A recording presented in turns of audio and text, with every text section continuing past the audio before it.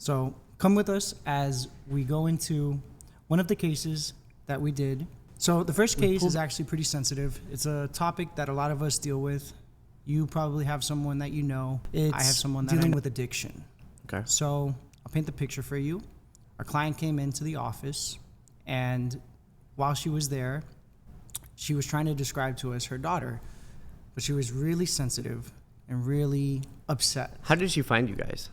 She found us through somebody that knew her. Okay. So it was a recommendation that it might be advantageous for her to use a private investigator. Right.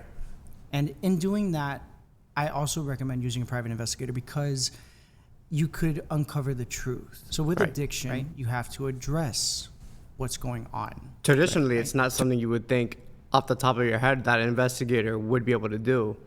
But because of what you offer, it's something that you guys are actually specialized in. Exactly. So a real good quote is that we don't change the things that we don't confront. So if we don't address something, we sweep it under the rug. We continuously do not make an effort to make ourselves better. Right. So absolutely. Anyways, the client came to us and she told us, listen, there's 3 objectives to this case. Number 1 is to identify who my daughter is dealing with. Okay. So she wanted to pretty much find out, like, what is my daughter getting into? Because she had a suspicion that she was getting into things that she should not. There had already been signs, and she already knew that she At was this point, using. did she have any proof? Was it concrete? No, like she knew that her daughter was using. She knew that her daughter was using. Okay. Yeah, and she was so upset that she came to us. This was like a last resort. So the second objective was to see where she was going, because there were times where she had no idea where her daughter was. Yeah. And then the third objective, and the most important, was to make sure that she didn't overdose. Okay. And these are all pretty serious matters. Very heavy. Luckily, we were there to aid her. So a private investigator is going to give you a tangible asset to present to the addict. Instead of just having things that fall upon deaf ears, like pleads, where you're just begging the person to stop. Don't do this anymore. Right. You could show them, hey, this is how you look in public. Do you want to represent yourself like this for the rest of your life? Yeah. Those are pretty heavy things to deal with. So, very heavy. Knowing all of this, we had an objective, right? We laid out a plan of action, and it was to conduct surveillance. Okay. So I get to the spot. I'll paint the scene for you guys. Bring me in. So Bring me in. I get to the primary residence where the girl is staying. Luckily, it was a high-rise in South Beach, and it only had one exit. Okay. Well, not too difficult, but the difficulty with this case was that the subject, the addict, she was only commuting through feet, meaning that she would walk places on foot, and she would get picked up in Ubers. Now, was she living with her parents at the time, or did she have her own place? She had her own place. Okay. So the case began to look for somebody who fit the description, which was a 5'0", 90-ish pound blonde-haired girl. Pretty easy. Okay. So I followed her on foot at first in the middle of the afternoon on a Friday. Was it the first day of your surveillance that you were out there? First day of surveillance. How did you identify her? Like, what stood out about her coming out? Like, she matched the description perfectly? The mother had provided a picture. Or so what you're looking for. So she fit the description, and at first I didn't know if it was her, but I went with my gut, and I rode out. Okay. So I got out of my car, and I walked, followed her to a nearby mall, and we went to an Urban Outfitters, and she picked out an outfit. She picked out a hat, and I was like, okay, she's getting an outfit. Yeah. It's probably going to be used soon. Soon, of course. You don't go to the mall. Well, I mean, sometimes you do, but usually when you go to the mall, you're buying something for like a recent event. Right. So she seemed like she was ready to go out. So I followed her back on foot, back to the residence. And maybe not even an hour after, she came out in that new outfit. Oh, so you know what you were looking for. Bet, like, we got to go and do this investigation. You gotta go right now. We're going to be active today. Yeah. So she got in an Uber, and she went to a nearby restaurant. In that nearby restaurant, I parked.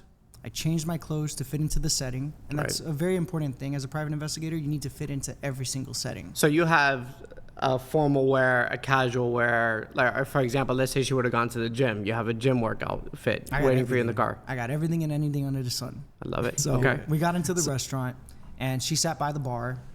And then I went to the hostess. I asked her to get me a table for 2. Always say 2. Never say 1. Yeah, it's you want less. to throw them off. And you don't alert the restaurant that you're actually working a case right now. Never. You're just hiding in plain sight. You want to blend into the environment. You always want to blend in. Right. Always. Never cause a scene.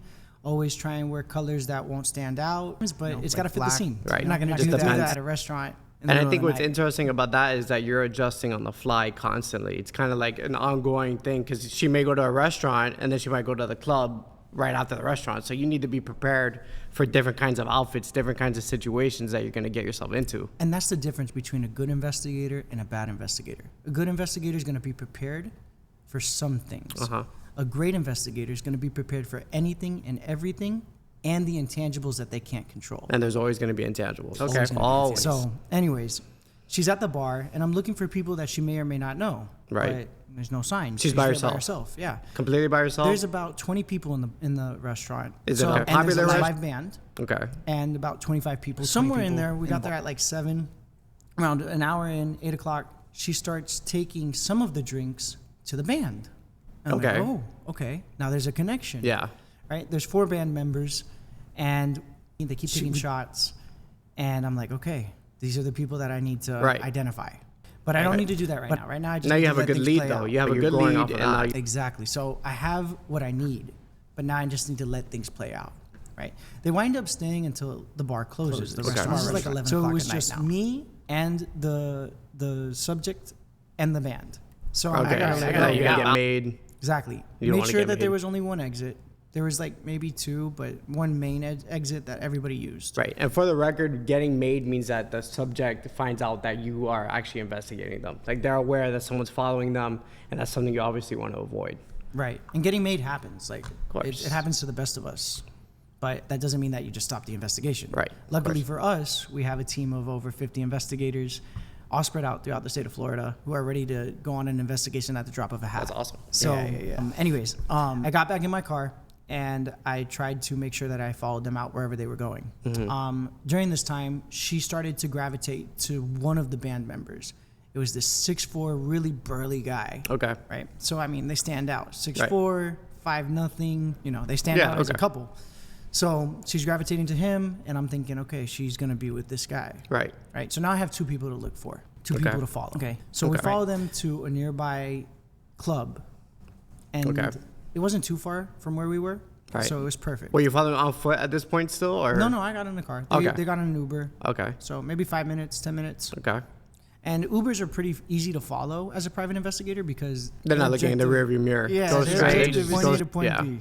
It's a lot better than trying to follow somebody who's actually driving. So follow them to a bar, and she hasn't looked like she's been doing drugs from what I've seen. She hasn't gone to the bathroom. Is she drinking? She's drinking. Okay. So I'm just waiting for that sign that okay, maybe she is using. So we get to this other club, and now we're at the bar, we're drinking, and I'm maybe like 25 feet away from them. Okay. Maybe. And remaining reserved. Hidden in plain sight. You'll never know it's me. Right. Of course. Right. Just some other guy. Yeah. So she starts going to the bathroom a lot. Okay. Like tall sign. One time, 2 times. And this is in a short time frame. Right. And that's a sign to me that now she's using it. Yeah, of course. She's pretty much going in and out. Right. It's a tall sign. Yeah. So she starts to stumble a little bit, and this 6'4" guy takes her outside. Right. So I book it. I go outside too, and there's another bar from where this club is, right down the street, maybe 50 yards away. Okay.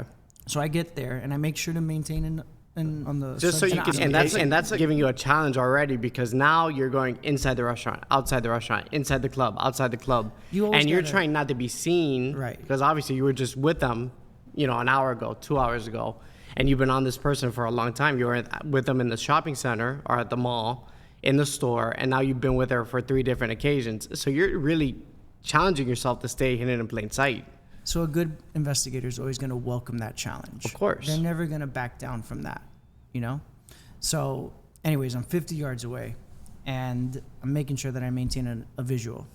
And she's stumbling, and at one point, the 6'4" guy picks her up physically and from the ground? from the ground. Okay. Big dude, okay. Right? And posts her up against a light pole. Jesus. But for me, this is like, all right, this can go south at This could any go south time. very quickly, And yeah. I don't know if she's 100% aware of what she's doing. Of course. I don't know if I should tell the client. I should let things play out. Are you I like interacting to, with the client as this is going on with on the cases mom? like this, no. Right. Unless something is really drastic. Right. If the cops You know, would I have don't- come, then you interact with the client. I don't want to raise any alarms unless I absolutely have. So she's not there yet, right? But this is definitely vital information Right. that the client Now can you're use. on edge and you're like, okay, now this could go, like you said, this could go south at any moment. So, right.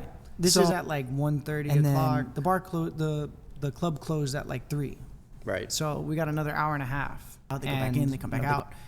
And eventually, the club closes, and she's stumbling a lot. Right. Okay. They tried to order food. She couldn't eat the food. Okay, so she's She's really like- out of it. Yeah, She's so like, then okay.